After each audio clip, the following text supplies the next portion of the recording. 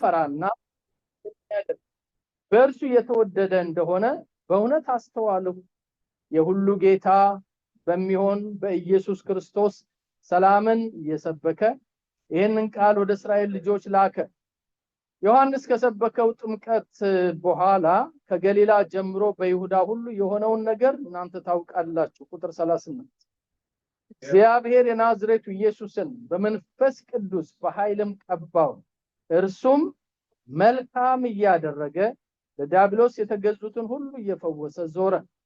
እግዚአብሔር ከእርሱ ጋር ነበረና እኛም በይሁዳ ሀገርና በኢየሩሳሌም ባደረገው ነገር ሁሉ ምስክሮች ነን። እርሱን በእንጨት ላይ ሰቅለው ገደሉት። እርሱንም እግዚአብሔር በሶስተኛው ቀን አስነሳው፣ ይገለጥም ዘንድ ሰጠው። ይኸውም ለአሕዛብ ሁሉ አይደለም፣ ነገር ግን እግዚአብሔር አስቀድሞ የተመረጡ ምስክሮች ለሆንን ለእኛ ነው እንጂ። ከሙታን ከተነሳ በኋላ ከእርሱ ጋር የበላን የጠጣንም እኛ ነን። ለሕዝብም እንድንሰብክና በሕያዋንና በሙታን ሊፈርድ በእግዚአብሔር የተወሰነ እርሱ እንደሆነ እንመሰክር ዘንድ አዘዘን። በእርሱ የሚያምን ሁሉ በስሙ የኃጢአቱን ስርየት እንዲቀበል ነቢያት ሁሉ ይመሰክሩለታል። እንቀጥለው እስከ መጨረሻው። ጴጥሮስም ይህንን ነገር ገና ሲናገር ቃሉን በሰሙት ሁሉ ላይ መንፈስ ቅዱስ ወረደ። አሜን ይውረድብን። ጌታ ይባረክ። ከጴጥሮስ ጋር የመጡት ሁሉ ከተገረዙት ወገን የሆኑ ምዕመናን በአሕዛብ ደግሞ የመንፈስ ቅዱስ ስጦታ ስለፈሰሰ ተገረሙ። በልሳኖች ሲናገሩ እግዚአብሔርንም ሲያከብሩ ተሰምተዋልና። በዛን ጊዜ ጴጥሮስ መልሶ እነዚህ ደግሞ እንደኛ መንፈስ ቅዱስን የተቀበሉ እንዳይጠመቁ ውሃ ይከለክላቸው ዘንድ የሚችል ማን ነው አለ። በኢየሱስ ክርስቶስ ስም ይጠመቁ ዘንድ አዘዛቸው። ከዚያም በኋላ ጥቂት ቀን እንዲቀመጥ ለመኑት። አጭር ጸሎት እንጸልይ። እግዚአብሔር አባትና አምላካችን እጅግ አድርገን እናመሰግናለን። ሃሌሉያ። ዛሬም ለዘላለምም አንተ ያው ነህ። መልካም አምላክ፣ መልካም ጌታ፣ ሁል ጊዜ መልካም የምታደርግ ለኛ ደግሞ መልካም የምታስብልን በተግባርህም በሐሳብህም መልካም ሆነ የተገለጥክ ቅዱስ አባት እጅግ አድርገን እናመሰግናለን። ኢየሱስ ክርስቶስ በየስፍራው ሁሉ እየዞረ መልካምን ነገር እያደረገ ማንነትህን እንደገለጠ መልካም አምላክ መሆንህን ለዓለም ሁሉ ግልጥ አድርጎ እንዳሳየ ደግሞም በሐዋርያትህ መልካም ነገር እንዳደረግ ዘላለሙ ጌታ በእኛም ሕይወት መልካም ነገር አድርገሃልና እጅግ አድርገን እናመሰግንሃለን፣ እንባርክሃለን። አንተ መልካም ነህ። እግዚአብሔር መልካም ነው። እግዚአብሔር መልካም ነው። እግዚአብሔር መልካም ነው። እግዚአብሔር መልካም ነው። አባታችን፣ አምላካችን፣ ጌታችን፣ ንጉሳችን አንተ መልካም አምላክ ነህ። መልካምነትህን ደግሞ ዛሬም እየገለጥክልን ስለሆነ በምህረት እየደገፍከን፣ በቸርነት እየደገፍከን፣ ጸጋ እያበዛህልን፣ ኃይል እየሰጠህን፣ እያገዝከን ስለሆነ እጅግ አድርገን እናመሰግንሃለን። ያንተ መልካምነት ነፍሳችን የበለጠ እንድትረዳ አእምሯችን እንድትከፍትልን፣ በቃልህ እንድትናገረን፣ በመንፈስህ ጌታ ሆይ እንድታስረዳን፣ ቅዱስ መንፈስህንም በላያችን ላይ እንድታፈስ በኢየሱስ ክርስቶስ ስም እንለምንሃለን። ደግና ቸር የሆንክ እግዚአብሔር ሃሌሉያ፣ ከዘላለም እስከ ዘላለም ስምህ ይባረክ። ዛሬም በመካከላችን ተመላለስ። ደግነትን መልካምነትን ያጡ የጠፋባቸው ደግሞም ይሄን እንዳስተውሉ ጠላት ያታለላቸው ብዙዎች አሉ።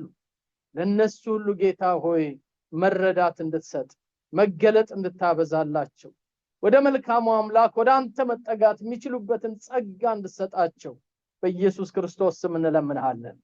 ክብር በሰማይ በምድር ላንተ ይሁን። በጌታችን በመድኃኒታችን በኢየሱስ ክርስቶስ ስም ጸለይን፣ አሜን። ወገኖች እግዚአብሔር መልካም፣ እግዚአብሔር ይባርካችሁ። ክብር ለኢየሱስ ይሁን። ይህንን የእግዚአብሔርን ባህሪ ቋሚና በጣም አስፈላጊ ነው ብሎ ነው መጽሐፍ ቅዱስ የሚያስተምረን። በእርግጥ እግዚአብሔር መልካም ነው or God is good የሚለውን ነገር ከመጽሐፍ ቅዱሳችሁ ብትፈልጉ በጣም በብዙ ቁጥር ታገኛላችሁ። ምክንያቱም እግዚአብሔር ሲጀምር ጀምሮ መልካም የሆነ አምላክ መልካም ስራ እንደሰራ መጽሐፍ ቅዱሳችን ይነግረናል። ለምሳሌ ከዘፍጥረት መጽሐፍ ጀምረን ብንመለከት የእግዚአብሔር መልካምነት ነው አይደል? ዘፍጥረት ምዕራፍ 1 የሚነግረን እግዚአብሔር ሰማይና ምድርን ሰራ ፈጠረ ካለ በኋላ ምንድነው የሚለው? መልካም እንደሆነ አየ። ሁለተኛ ቀን እንደገና እግዚአብሔር ብርሃናትን ፈጠረ። እግዚአብሔር ምን እንደሆነ አየ? መልካም እንደሆነ አየ። ሶስተኛ ቀን እንደዚሁ ሰማይና ምድርን የብስና ባህሩን ለየ። ምን እንደሆነ አየ? እግዚአብሔር መልካም እንደሆነ አየ። እስከ ስድስተኛው ቀን ፍጥረቱ ድረስ እግዚአብሔር መልካም መልካም መልካም መልካም የሆነውን ነገር አደረገ። እግዚአብሔር ይባረክ። ስለዚህ ጌታችን ኢየሱስ ክርስቶስ ሲያስተምረን በወንጌል ከመልካም ምንጭ መራራና መጥፎ ነገር አይወጣም ይላል። ከመጥፎና ከመራራ ዛፍ ደግሞ ጣፋጭ ነገር ማግኘት አይቻልም። ስለዚህ እግዚአብሔር መልካም ስለሆነ ነው መልካም ነገር የፈጠረው። መልካም ስለሆነ ነው መልካም ነገር ያደረገው። ባህሪው አንዱ ባህሪው እግዚአብሔር ምንድነው ማለት ነው? መልካም። ባለፈው ስንነጋገር እግዚአብሔር የማይለወጥ አምላክ ነው፣ ተለዋዋጭ አይነት አይደለም ብለናል አይደል? አንዱ ከማይለወጠው ከእግዚአብሔር ባህሪ አንደኛው መልካምነቱ። ሁሉ ጊዜ መልካም፣ መሽቶ ሲነጋም መልካም ነው፣ ቀንና ሌሊት መልካም ነው። በደለኞች ቢበድሉም እግዚአብሔር መልካም ነው። ኃጢአተኞች በኃጢአታቸው ቢያምፁም አምላካችን እግዚአብሔር ምን አምላክ ነው? መልካም አምላክ ነው። ክብር ለኢየሱስ ይሁን። የሰውን ክፋት ወይ ደግሞ የሁኔታዎችን መጣመም አይቶ እግዚአብሔር መልካምነቱን የሚያጠፋ አምላክ አይደለም። ይልቁንም ለተበላሸ በኃጢአት ለረከሰ ወይ ደግሞ ለወደቀ እግዚአብሔር መልካም እጁን ይዘረጋል። አምላካችን መልካም አምላክ። ክብር ለኢየሱስ ይሁን። አሜን። ብዙ የእግዚአብሔርን ቃል ጠጋ ብለን ስንመለከት የምንረዳው ከእግዚአብሔር ባህሪ አንዱ አምላኬ መልካም ነው የሚለው መልካም ነው። በእውነት አንዳንድ ጊዜ እንደ ሰዎች የምድር ስራ እንደ ሰዎች ክፋት ወይ ደግሞ አጋንንት እንዳመጣው አመጽና ክፋት እግዚአብሔር መልሶ ያንን ቢከፍል ኖሮ ማን በህይወት መቆም ይችል ነበር? ማንኛችን መቆም አንችል። ምድርስ እንደ ምድር መኖር ትችል ነበር ወይ? ሰዎችስ እንደ ሰው ይውሉ ይገቡ ነበር ወይ? መሰማሪያ ስናገኝ ነበር ወይ? እግዚአብሔር መልካም አምላክ ጊዜ ምህረቱ ሁሉ ጊዜ ቸርነቱ መልካምነቱን እንዲያደርግ ያደርገዋል። በእግዚአብሔር ቃል ውስጥ እግዚአብሔር መልካም ነው የሚለው ከቸርነቱ ከምህረቱ ከፍቅሩ ከበጎነቱ ከሱ ጋር በጣም ተያያዥነት አላቸው። በተለይ አንዳንድ ትርጉሞች ላይ ስንመጣ እግዚአብሔር ቸር ነው የሚለው እግዚአብሔር መልካም ነው God is good በሚለው በሱ ሊተካ ይችላል። ግን የእግዚአብሔር መልካምነት ለይተን ስናወጣው ለሰዎች የሚያደርገው ከባህሪው ውስጥ የሚወጣው ወይ ደግሞ የወደቁትን የተረሱትን የተጣሉትን የሚያስብበትን ድርጊቱን ስንመለከት እግዚአብሔር መልካም እንላለን። ክብር ለኢየሱስ ይሁን። አሁን ያነበብነው ሐዋርያት ሥራ ምዕራፍ 10 ላይ ለዚህ የሚጠቅመን ምንድነው? እግዚአብሔር በክርስቶስ ኢየሱስ በኩል ተገልጦ ጴጥሮስ እንደተናገረው ያደረገው መልካም ነው። በመንፈስ ቅዱስ በኃይል ከተቀባ በኋላ መልካም እያደረገ በየአገሩ ሁሉ ዞረ ይላል።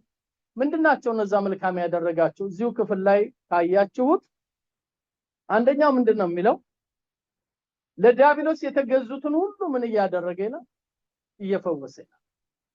ለዲያብሎስ የተገዙትን። አሁን እንግዲህ ይሄ በሪሌሽንሺፕ መልኩ ተመልከቱት። እሱን ያመለኩትን እሱን ያገለገሉትን ለሱ ቁርባን የሰጡትን ፊቱ መተው የሰገዱትን አይደለም እኮ የሚለው እነማን ናቸው?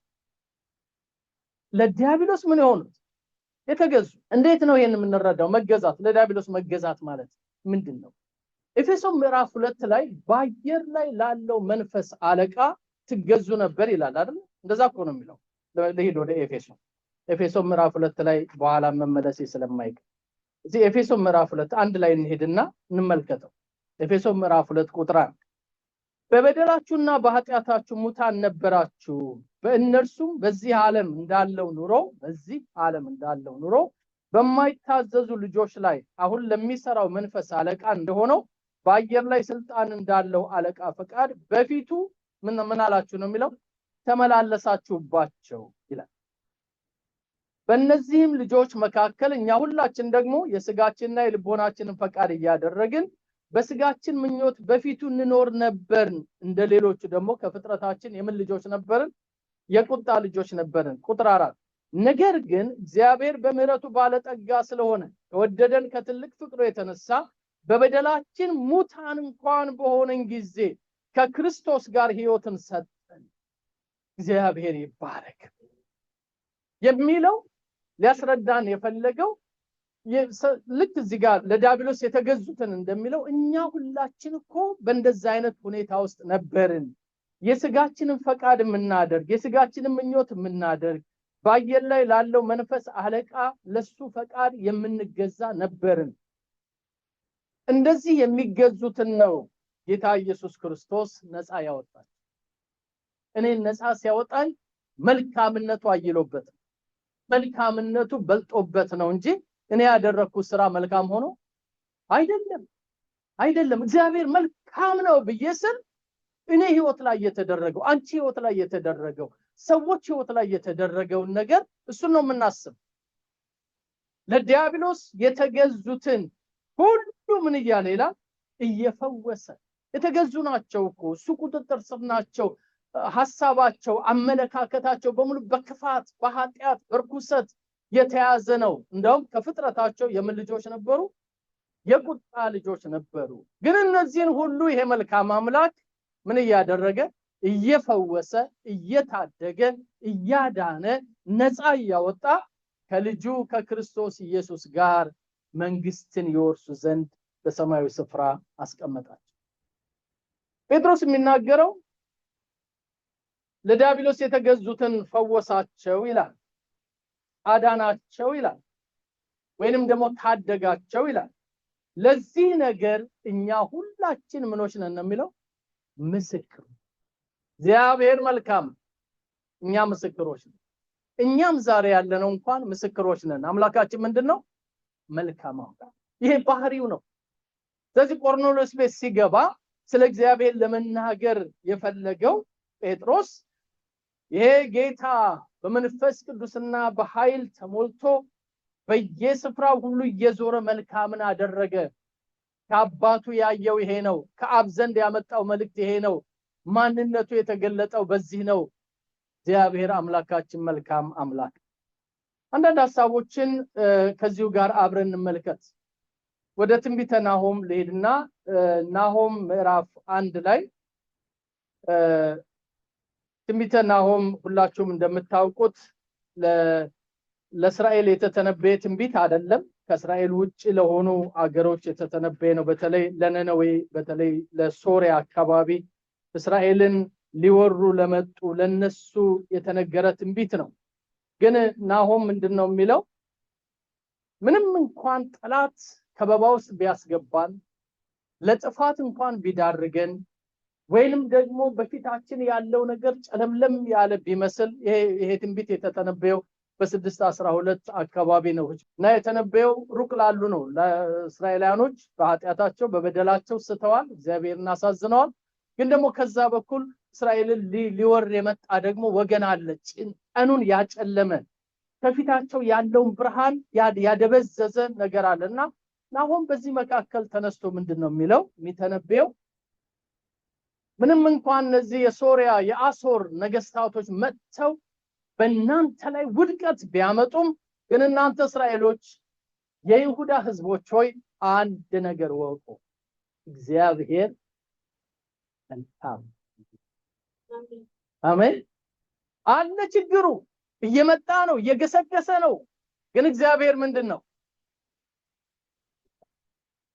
ይሄ የሚቃረን ነገር ነው አይደል ለእግዚአብሔር መልካም ከሆነ ጨለማውን ይክፈፈው እንጂ ይሄን የሚመጣውን ቁጣ አያሳየን ያንሳው ከፊታችን ያስወግደው ነው አይደለም እንለው ግን ነብዩ የሚለው በጥፋታችሁ በኃጢአታችሁ ቅጣት አለባችሁ አልተመለሳችሁም እኔን እንደሚገባ አላመለካችሁም ግን በዚህ መንገድ እንኳን ብትሄዱ እግዚአብሔር መልካም እናንብበው እንመልከተው እንደዚህ ይላል ከአንድ ጀምረን እንመልከት ምዕራፍ 1 ቁጥር 1 ስለ ነነዌ የተነገረ ሸክም ይላል ቁጥር 2 እግዚአብሔር ቀናተኛና ተበቃይ አምላክ ነው እግዚአብሔር ተበቃይና መዓትን የተሞላ ነው እግዚአብሔር ተቃዋሚዎቹን ይበቀላል ለጠላቶቹም ቁጣውን ይጠብቃል። እግዚአብሔር ትዕግስተኛ ኃይሉም ታላቅ ነው። ባህሪው ነው እኮ በሙሉ የሚናገር ጌታ ይባል።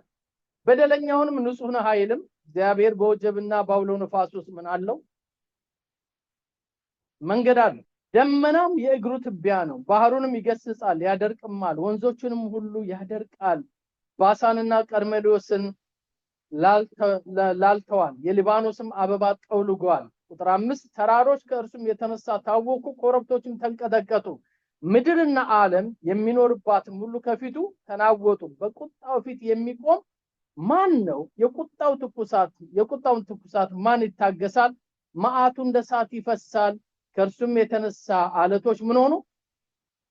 ይሄ በሙሉ የሚያስደነግጥ ነው። እስካሁን ያነበብነው አያስደነግጥ? ያስደነግጥ። መሸሸጊያ የለም። አለቱ ሁሉ ይሰነጠቃል። ከሱ ቁጣ ማን ሊድን ይችላል? እኛም አሁን ባለንበት ዘመን ሆነን ይሄን ትውልድ የሚመጣውን ዘመን ስናይ ልክ እንደዚህ ነው የሚመስልን አይደለ? ሴንስ የምናደርገው እኮ አለ፣ የምንረዳው ነገር አለ፣ የምናሸተው ነገር አለ። ኧረ ወዴት እየሄደ ነው ትውልዱ? ከእግዚአብሔር ፊት እየኮበለለ ነው። ኧረ ጥፋት ይመጣል፣ ኧረ ጌታ ሊመጣ ነው የምንለው እኮ ብዙ ነገር አለን አይደል? በዚህ ውስጥ ግን ነብዩ ምንድነው የሚለው? ቁጥር 7 ላይ ከኔ ጋር ናችሁ? ምንድነው ይላል? እግዚአብሔር ምንድነው? ችግር አለ፣ ፈተና አለ፣ መከራው እየመጣ ነው። ግን አምላካችን እግዚአብሔር ምንድነው? መልካም። ያ ብቻ አይደለም የሚለው፣ በመከራ ቀን ምንድነው ይላል?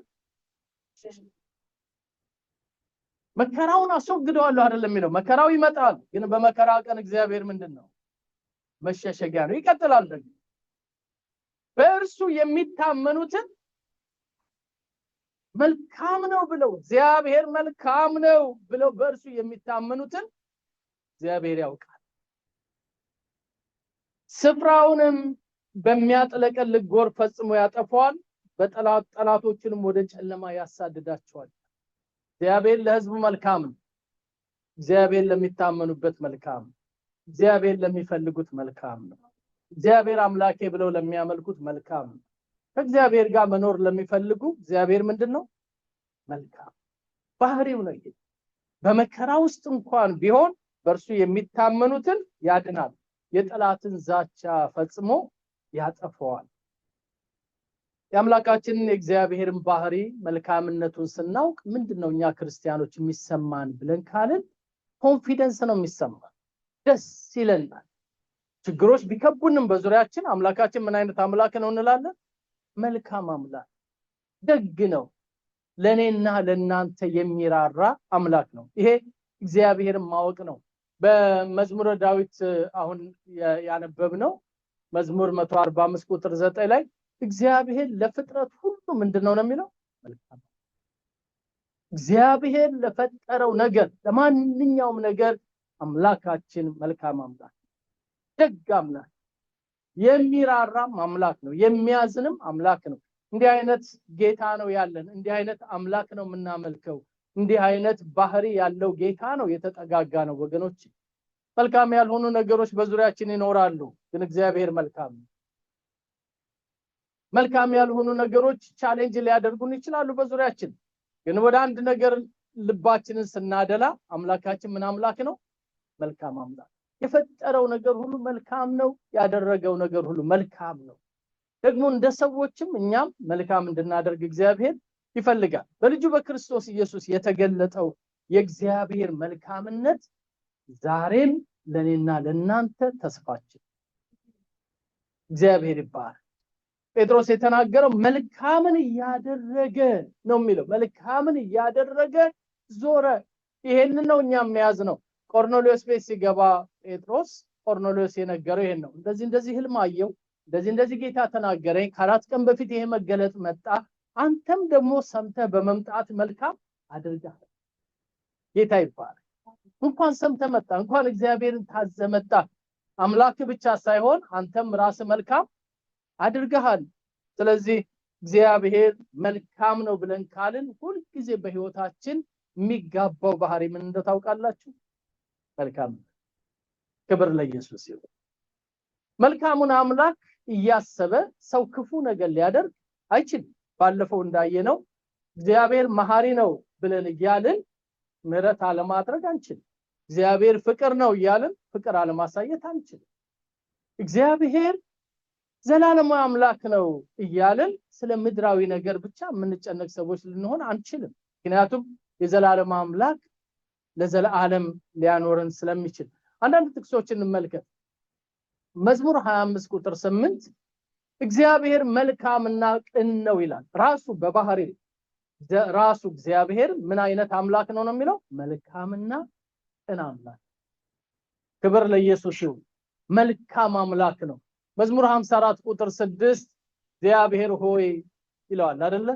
እግዚአብሔር ሆይ መልካም ነውና ለስምህ ምስጋና አቀርባለሁ። God is good። አሜን። ስራው ሁሉ መልካም ነው። ሐሳቡ ሁሉ መልካም ነው። ድርጊቱ ሁሉ መልካም ነው። ጥቂት ጥቅሶችን አብረን እንድንመለከት ፈልጌ ነው። ኢሳይያስ ምዕራፍ 63 ቁጥር 7 የእግዚአብሔርን ቸርነት እግዚአብሔር ስላደረገልን ሁሉ ስለሚመሰገንበት ስራው እንደ ፍቅሩና እንደ ቸርነቱ መጠን ለእስራኤል ቤት ያደረገውን አዎን እና ስላደረገው መልካም ነገር ሁሉ ምን እላለሁ ይላል። በሐሳባችን እንደዚህ እናስብ። የእስራኤል ቤት መልካም ቤት ነው ወይ? መልካም ህዝብ ነው ወይ? አይደለም አይደል? በአምላኩ ላይ የሚያምጽ አንገተ ደንዳና አይደለ? ከመንገዱ የሚያፈገፍግ ነው። ግን እግዚአብሔር መልካም ስለሆነ ለዛ ቤት ምንድነው እግዚአብሔር ያደረገው? መልካም ነው ያደረገው። ነብዩ ኢሳይያስን እንኳን አልሰሙትም እስራኤላውያኖች፣ ኤርምያስንም አልሰሙም። ወደሱ እንመጣለን በየመካከሉ። ግን ከእግዚአብሔር ወገን ያለውን ሲመለከቱ እግዚአብሔር ለዚህ ክፉ ህዝብ መልካም፣ አሜን። ለዚህ አመፀኛ ህዝብ እግዚአብሔር ምንድነው? መልካም ነው። ከእግዚአብሔር ለመራቅ ለሚፈልግ ህዝብ እግዚአብሔር መልካም ነው። ስለዚህ ነብዩ ከእግዚአብሔር ሳይድ ሆኖ ነው የሚናገረው እንጂ ከህዝቡ ሳይድ ሆኖ አይደለም። ህዝቡማ ጥሩ አላደረገም። ህዝቡ አምጿል። ህዝቡ ክፋት ነው ያደረገው። ግን እግዚአብሔር መልካም ነገር አድርጓል። ይሄንን እናገራለሁ ነው የሚለው። ሌሎች ጥቅሶችን አብረን እንመልከት። እርሱን ተስፋ ለሚያደርጉ ይላል ሰቆቃ ኤርምያስ። በጣም የምንወደው ጥቅስ ነው አይደል? ሰቆቃ ኤርምያስ ምዕራፍ 3 ላይ ማለዳ ማለዳ አዲስ ነው ታማኝነት ብዙ ነው አይደለም የሚለው። እርሱን ተስፋ ለሚያደርጉ ለሚፈልገውም ሰው እግዚአብሔር ምንድነው? መልካም። እዚህ ቤት ያለነው ቅዱሳን ሁላችንም ሌሎችም እግዚአብሔርን የሚፈልጉ ሰዎች መልካም ነገር ያገኛቸዋል። ምክንያቱም እግዚአብሔር ለሚፈልገው ሰው ምንድነው ነው የሚለው? ካልፈለግነውስ መልካም ነገር አልፈለግንም ማለት ነው። ከፈለግነው ግን ለሚፈልገው ሰው እግዚአብሔር መልካም ነው። ሐዋርያት ሥራ አንብበነዋል። ወደሱ ተመልሰን አንሄድም። ግን መጨረሻ ላይ አንድ ሐሳብ ከዛው ክፍል እንነጋገራለን። ሁለተኛ ተሰሎንቄ ምዕራፍ 2 ቁጥር 16 እንደዚህ ይላል። ራሱ ጌታችን ኢየሱስ ክርስቶስ ደግሞ እኛን የወደደንና በጸጋው የዘላለም መጽናናት መልካምን ተስፋ የሰጠን እግዚአብሔር አባታችን ልባችሁን ያጽናኑት፣ በበጎ ስራና በቃል ሁሉ ያበርታችሁ። ጌታ ይባርክ። አያችሁ፣ በመልካም ስራ በበጎ ስራ ተስፋ ሰጠ። አምላካችን መልካም አምላክ ነው። ሶስተኛ ዮሐንስ ወዳጅ ሆይ መልካም የሆነውን እንጂ ክፉን ምን አትበል ይላል፣ አትምሰል። ምክንያቱም መልካም የሆነውን የሚያደርግ ሁሉ ከማን ነው? ከእግዚአብሔር ነው። እግዚአብሔር ምን ስለሆነ? መልካም ስለሆነ። መልካም ነገር የሚያደርግ ሁሉ ከእግዚአብሔር ነው። ያ ባህሪ ነው የሚጋባብን። ሁለተኛ ቆሮንቶስ ምዕራፍ 3 በጣም የምንወደው የመጽሐፍ ቅዱስ ክፍል አለ አይደለ? ወደ ሙሴ ዞር ባልን ቁጥር መጋረጃ ከፊታችን አለ ይላል። ወደ ክርስቶስ ግን ዞር ስንል የእግዚአብሔርን ክብር እንደ መስተዋት ያብለጨለጭን መንፈስ ከሚሆን ጌታ ጋር አብረን ከክብር ወደ ክብር ምን እንላለን? እንለወጥ። ያንን ሪፍሌክት እናደርጋለን ማለት ነው። መስተዋት ፊት ስንቆም ሁልጊዜ የምናየው ያቆምነውን ነገር ነው። የራሳችንን ፊት አቁመን ከሆነ ፊታችን እናያለን። ኤኒቲንግ ለመስተዋት የምትሰጡት ነገር እሱ ነው ሪፍሌክት የሚያደርገው አይደል? ስለዚህ ወደ ክርስቶስ ስንዞር የኛም መልክ አይደለም የምናንጸባርቀው፣ የሱ መልክ እኛ ላይ እናየዋለን። እግዚአብሔር የተባረከ ይሁን። ስለዚህ ያንን ያንጸባረቅን ከክርስቶስ ጋር እንደው መንፈስ ከሚሆን ጌታ ጋር አብረን ከክብር ወደ ክብር እንለወጣለን።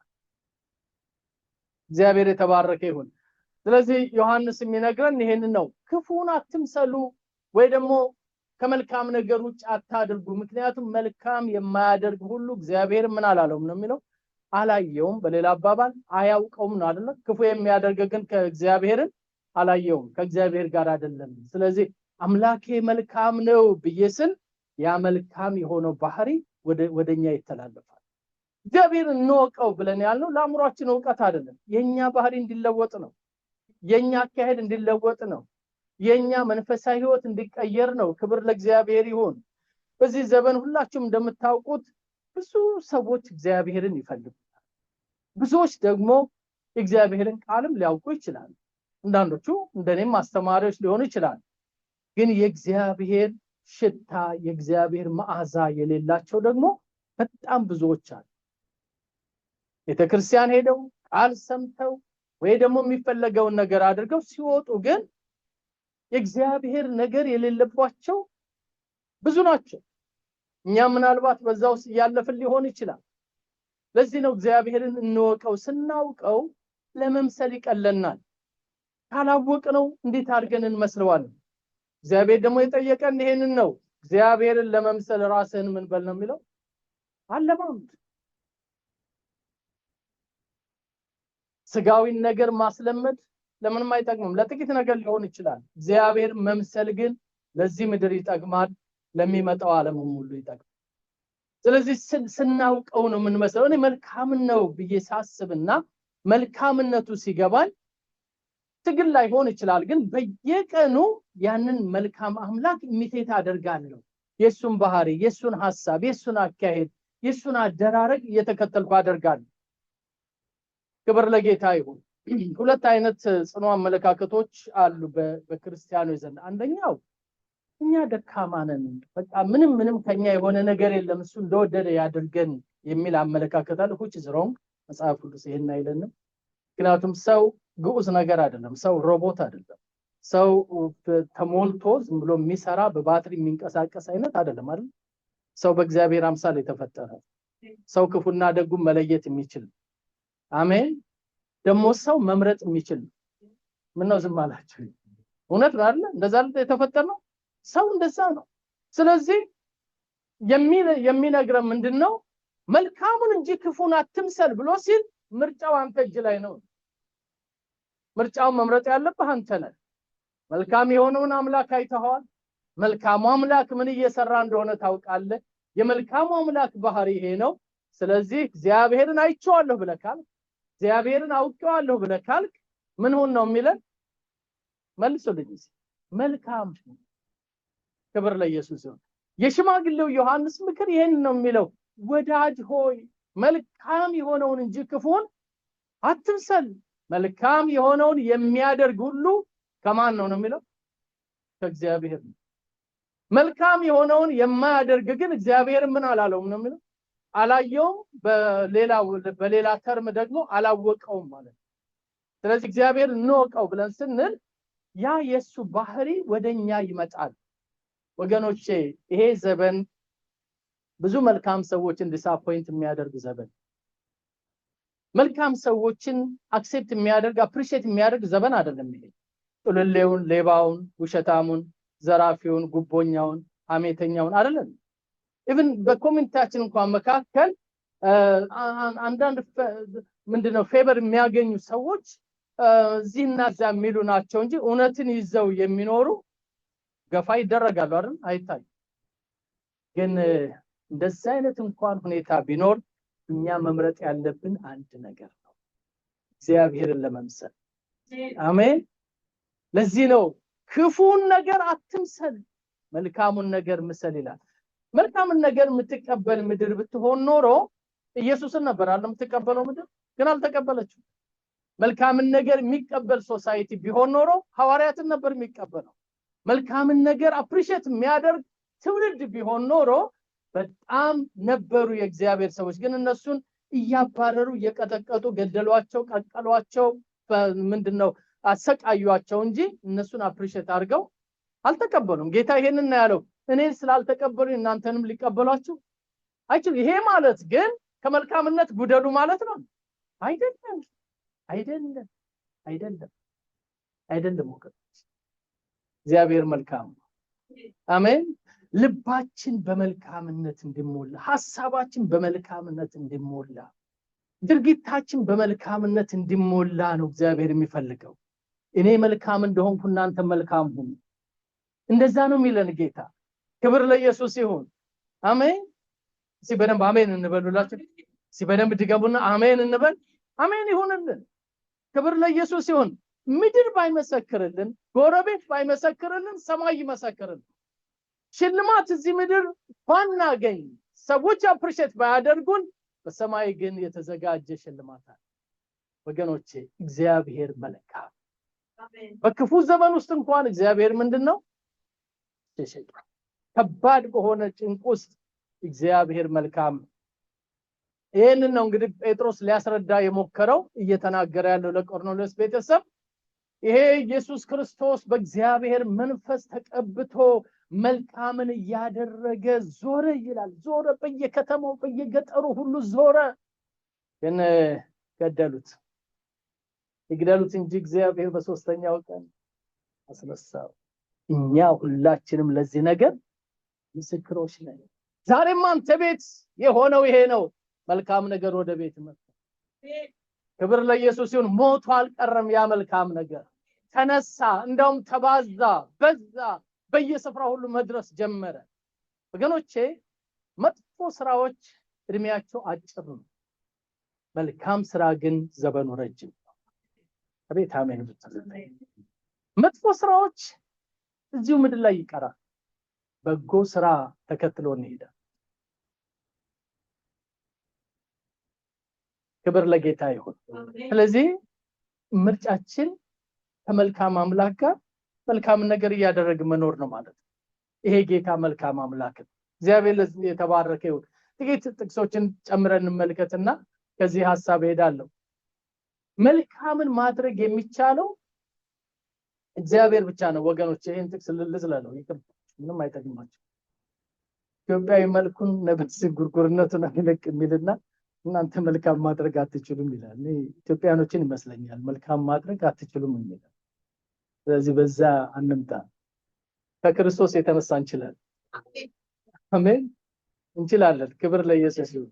ሰሞኑን መጽሐፍ ቅዱሳችን ጥናት ላይ አንዲት እህት ጠይቃ ነበርና ለምንድን ነው እንደዚህ የሚሆነው? እኛ በቃ በየሄድንበት መጣላት፣ በየሄድንበት ግጭት የሚል ጥያቄ ጠየቀችንና የመለስነው መልስ እግዚአብሔር ይለውጠን ነው።